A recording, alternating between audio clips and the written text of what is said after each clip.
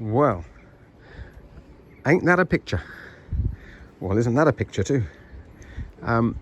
Welcome back to our South Wales garden on a kind of second half, going towards late October day, where we've actually got a bit of sunshine after the rain. I'm sure there's a song there. I want to hear the sunshine after the rain. Sorry about that.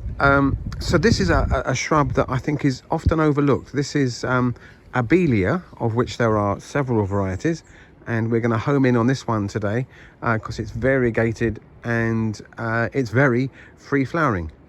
But before we do that, let's just marvel at this lovely pot full of nerines here that has thrilled us every year in the autumn, and it is just looking, I think the word is splendiferous at the moment.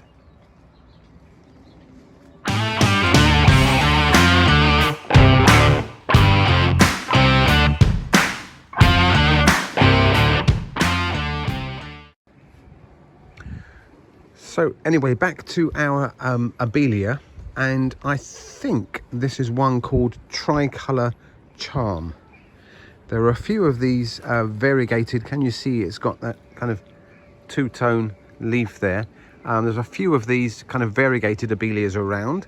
Not so common as the green-leafed one, but I think this is that one Charm because it's got this red-coloured stem. And then the new growth has got like a pinky flush to it, and the flowers, of which there are plenty from kind of August through September, well into October, and still flowering now, which start out pink and then kind of fade to white, but they have the most delicious soft perfume to it, and the bees absolutely love it, and the other pollinators. So it's a lovely evergreen shrub, and it forms this lovely kind of tight mound. It's only had one trim, I think, this plant since we've had it, so it's naturally kind of compact, and there's a little bit there on the side which we can trim off.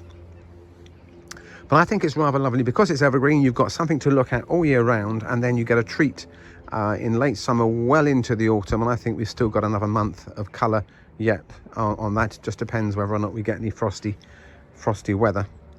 And I just wonder, I wondered what you might think about this. I think this would make a rather nice hedge, don't you? A lot of the hedging plants that we get grow so quickly that they grow way too high, and then you have to trim them, every year or so. Okay, it might take you a couple of years to get some sort of a screen, but that could make a lovely hedge along the side of a garden. And it's about 1.5 meters now. It's about just under 5 foot high, I would say. So another year, and if you wanted to get it up to 6 foot to give you complete privacy, it wouldn't take that long, but it would keep its shape nicely. It wouldn't need so much trimming. It's evergreen. It's evergreen. It's got attractive foliage. It's got attractive flowers. It's got perfumed flowers.